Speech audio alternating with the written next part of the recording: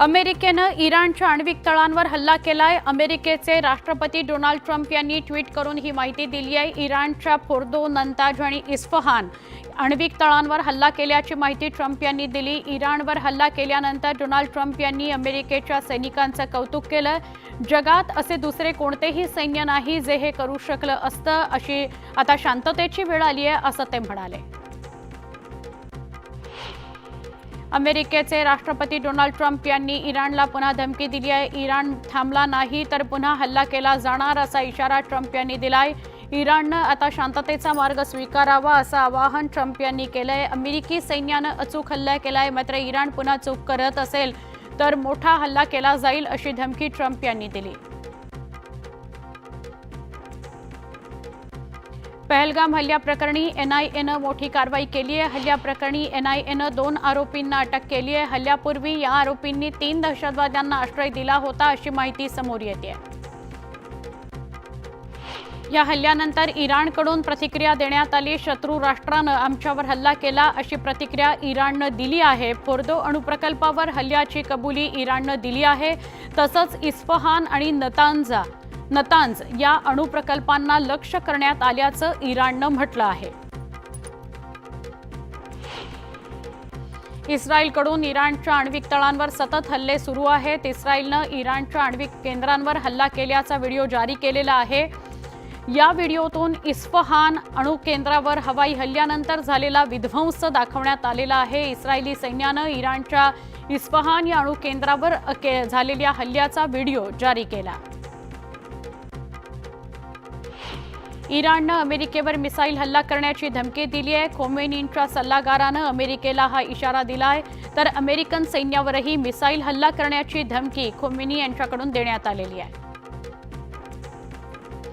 इराणच्या अणुप्रकल्पांवर हल्ला केल्यानंतर इस्रायलचे पंतप्रधान नेतन्याहू यांनी अमेरिकेचे अध्यक्ष डोनाल्ड ट्रम्प यांचे आभार मानले। इराणच्या 3 आण्विक तळांवर हल्ला केल्यानं नेतन्याहूंनी ट्रम्पचे आभार मानले। इराण इस्रायलमधील संघर्ष पेटलाय। इराणच्या हल्ल्यात तेल अवीवमध्ये हाहाकार माजलाय। इस्रायलच्या हल्ल्यात इराणी सेनेच्या 3 कमांडर्सचा मृत्यू झाला, तर इराण इस्फहान आण्विक तळावर हल्ला केल्याचा व्हिडिओ इस्रायलनं जारी केलाय। प्रत्युत्तरात इराणनं इस्रायलच्या हैफा शहराला लक्ष्य केलेलं आहे। इराण इस्रायल युद्धादरम्यान इस्रायलनं मोठा दावा केलाय। इराणच्या 3 F-14 विमानांना पाडल्याचा दावा इस्रायलनं केलाय। इस्रायलनं इराणच्या इस्फहान अणुकेंद्रावर हल्ला केल्याचा व्हिडिओ जारी केलाय। इराणच्या हल्ल्यानं हे अणुकेंद्र उद्ध्वस्त झालंय। इस्रायलनं इराणच्या मोठ्या ड्रोन हल्ल्यांना उधळलं। काल रात्री इराणनं इस्रायलच्या 40 UAVनं हल्ला केला होता।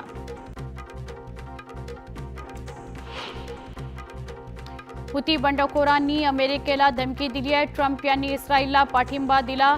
लाल समुद्रात अमेरिकी जहाजांना लक्ष्य करण्याचा इशारा हुती बंडखोरांनी दिला होता।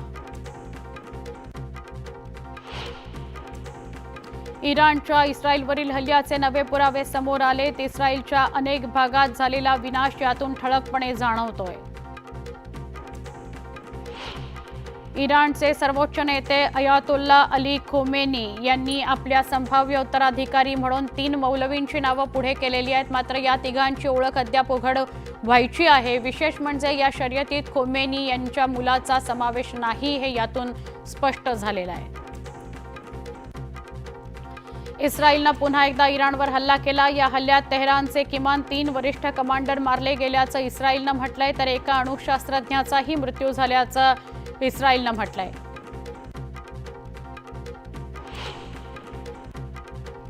येणाऱ्या निवडणुकीमध्ये दाखवून देऊ आम्ही मुडदे आहोत की मर्द आहोत। संजय राऊतांच्या टीकेला भरत गोगावलेंनी जोरदार प्रत्युत्तर दिलं। शिवसेना वर्धापन दिनाच्या कार्यक्रमावर राऊतांनी मुडदा म्हणत टीका केलेली होती। कारखाना कोणताही असो त्याचा कारभार मात्र पारदर्शक असावा। हमीभाव आणि नवीन तंत्रज्ञानातील बदल आत्मसात करायला हवेत असं मत सुप्रिया सुळेंनी व्यक्त केलंय। माळेगाव सहकारी साखर कारखान्याच्या निवडणुकीसाठी मतदान प्रक्रिया पार पडते। यावेळी राजेंद्र पवार यांनी देखील माळेगावातील मतदान केंद्रावर मतदान करत मतदानाचा हक्क बजावला। माळेगाव साखर कारखान्यासाठीचं मतदान हे परिवर्तनाचं मतदान असल्याचं वक्तव्य रंजन तावरे यांनी केलंय। तर शेतकऱ्यांना श्रमाचा योग्य मोबदला मिळण्याकरता ही निवडणूक निर्णायक ठरणार असल्याचं ते म्हणाले। मराठवाड्यामध्ये आल्यानंतर आमदार विक्रम काळे हेच मंत्री होणार असा दावा सहकार मंत्री बाबासाहेब पाटील यांनी केला। तर फक्त कमी बोलावं असा सल्लाही त्यांनी विक्रम काळेंना दिलाय। तर अजित पवार मुख्यमंत्री झाल्यास ते देशात नंबर 1 चे मुख्यमंत्री होतील असंही यावेळी बाबासाहेब पाटील म्हणाले।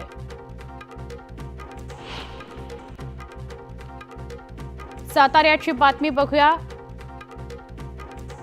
बाबासाहेब पाटलांनी जो दावा केलाय तो आपण बघतोय। बाबासाहेब पाटील यांनी विक्रम काळे भविष्यात मंत्री होतील असं म्हटलेलं आहे।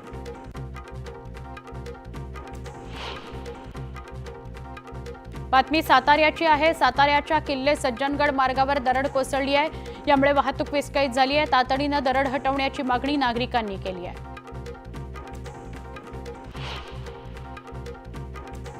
सांगलीच्या गोरेगावमध्ये एका शेतात पुरुष जातीचं जिवंत अर्भक सापडलं। उपचारादरम्यान या अर्भकाचा मृत्यू झालाय। दरम्यान पोलिसांकडून अधिक तपास सुरू आहे। पुण्याच्या एकलहरे बागवस्तीमध्ये एका पाळीव कुत्र्यावर बिबट्यानं हल्ला केला। हल्ल्याची घटना सीसीटीव्हीत कैद झाली आहे। तातडीनं बिबट्याचा बंदोबस्त करावा अशी मागणी करण्यात आली। नाशिकच्या देवळामध्ये श्वान शेतीच्या मशागतीचं काम करत होता। दरम्यान श्वानाच्या शेती कामाचा व्हिडिओ जोरदार व्हायरल होतोय।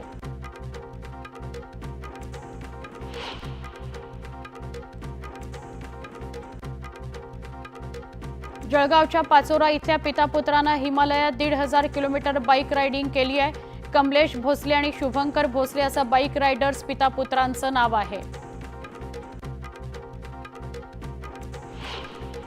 खासदार निलेश लंकेंनी सुरू केलेल्या गडकिल्ले मोहिमेच्या निमित्तानं गडसंवर्धनाकरता नाशिक जिल्ह्यातील रामशेज गड किल्ल्यावर लंके कार्यकर्त्यांसोबत गेले होते।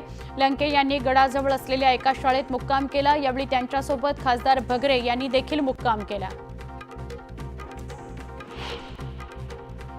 जालन्यातील म्हाडा कॉलनीमध्ये रात्रीच्या वेळी पाणी आल्यानंतर मोटर सुरू करताना शॉक लागून एकाचा मृत्यू झाला। दरम्यान पालिकेनं दिवसा पाणी सोडावं अशी मागणी नागरिकांनी केली।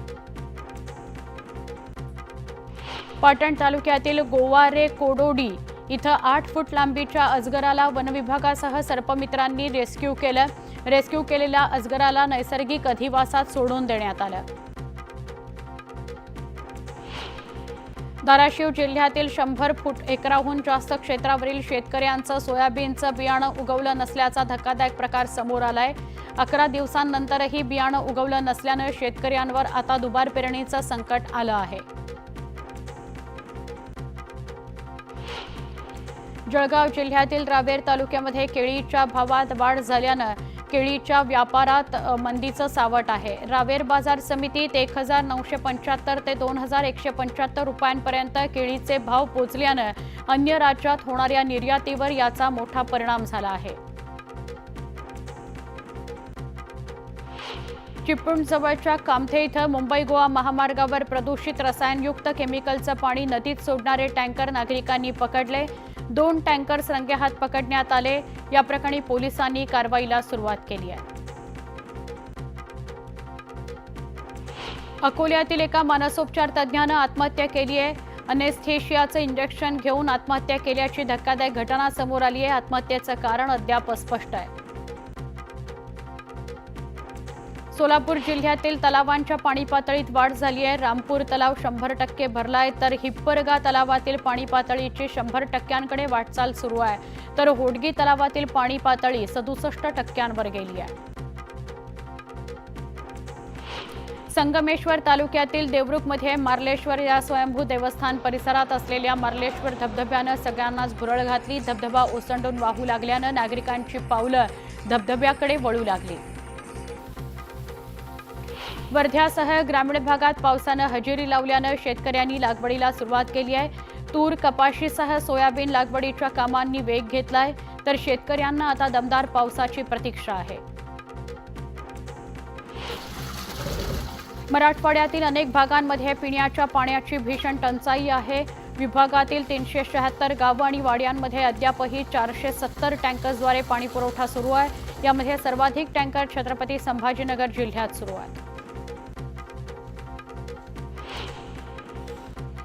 यंदा पाऊस लवकर सुरू झाल्यानं दरवर्षी मे-जूनमध्ये तळाला जाणाऱ्या राज्यातील धरणात गतवर्षाच्या तुलनेत यंदा दुप्पट जलसाठा झाला असून धरणं 37% भरली आहेत. राज्यात 138 मोठी धरणं असून त्यामध्ये आजच्या घडीला 36.88% जलसाठा आहे. गतवर्षी तो केवळ 17.07% होता.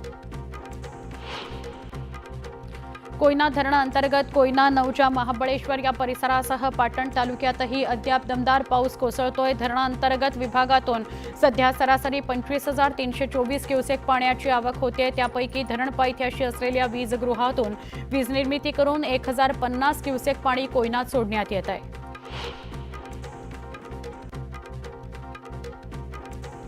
सह्याद्रीच्या घाटमाथ्यावर काही दिवसांपासून मुसळधार पाऊस कोसळतोय. यामुळे उजनी धरणात येणाऱ्या पाण्याची मोठी वाढ झाली आहे. उजनी धरण 75%हून अधिक भरलंय.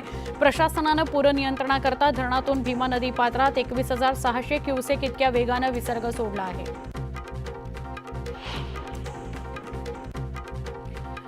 नाशिक जिल्ह्यात आलेल्या मुसळधार पावसामुळे नांदूर मध्यमेश्वर प्रकल्पातून सोडलेलं पाणी जायकवाडी धरणात दाखल झालंय. धरणात आता 31.93% जलसाठा आहे, तर मागील वर्षी याच दिवशी फक्त 4.96% जलसाठा शिल्लक होता.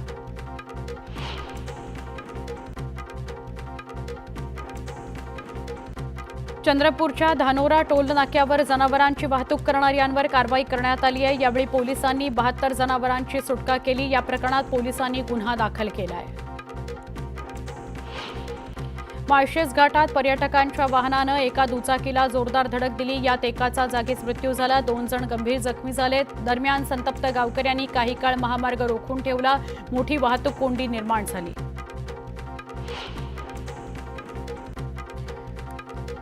सोलापुरामध्ये गेल्या 2 वर्षांपासून चोरीला गेलेले मोबाईल पोलिसांनी हस्तगत केले. पोलिसांनी 31 मोबाईल शोधले. त्यातील 21 मोबाईल पोलिसांनी परत केलेले आहेत. या मोबाईलची किंमत 7 लाखांच्या आसपास आहे.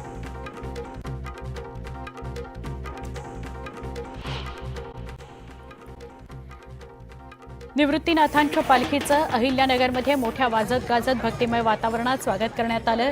लेझिमसह ढोल ताशाच्या गजरात वारकऱ्यांचं स्वागत करण्यात आलं. यावेळी विद्यार्थ्यांनी पारंपरिक वेशभूषा करत वाजत गाजत पालखीचं स्वागत केलं. वारकऱ्यांच्या सेवेचं पुण्य सर्वोच्च असल्याचं वक्तव्य राम शिंदेंनी केलं. दरम्यान त्यांनी पालखी सोहळ्यात फुगडी खेळण्याचा आनंद लुटला.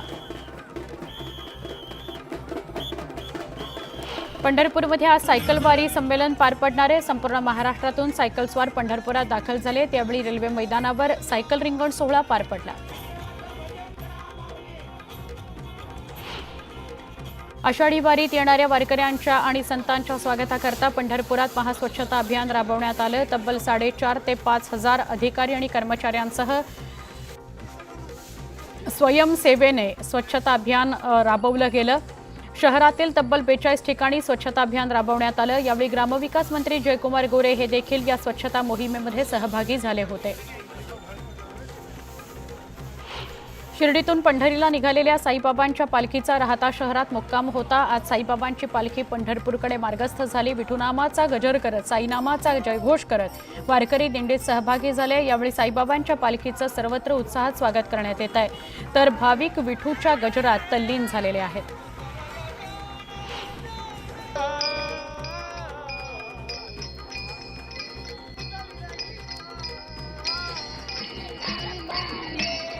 विठूचा गजर हरिनामाचा झेंडा रोविला, येग येग विठाबाई माझे पंढरीचे आई, अशी आळवण करत वारकरी अवघड अशा दिवेघाटातून प्रवास करतायत. विशेषतः मुखामध्ये विठुरायाचं नाव असल्यानं थकवा जाणवत नसल्याचा अनुभवही काही वारकऱ्यांनी बोलून दाखवला. जगद्गुरू संत तुकाराम महाराजांच्या पालखी सोहळ्यातील वारकरी पुणेकरांचा पाहुणचार घेऊन पंढरपूरकडे मार्गस्थ झालेले आहेत। नानापेठ इथल्या श्री निवडुंगा विठ्ठल मंदिरातून पालखीचं प्रस्थान झालं। भैरोबा नाला बडपसर मांजरी फॉर्म हा पार करत पालखीचा मुक्काम आता लोणी काळभोरमध्ये आहे। महाराष्ट्रातील 80 शहरांमधून 4000 सायकल्सची दिंडी पंढरपुरात येऊन पोहोचली आहे। पंढरपुरात आज सायकल संमेलन पार पडतंय। या निमित्तानं सायकलस्वारांनी वारकरी परंपरेप्रमाणे सायकलवरून नगर प्रदक्षिणा केली। केंद्रीय मंत्री रक्षा खडसे, ग्रामविकास आणि पंचायत राज मंत्री तथा जिल्ह्याचे पालकमंत्री जयकुमार गोरे, खासदार धैर्यशील मोहिते पाटील, आमदार रणजित सिंह मोहिते पाटील यांनी सायकल दिंडीचं उद्घाटन करून दिंडीत सहभाग घेतला।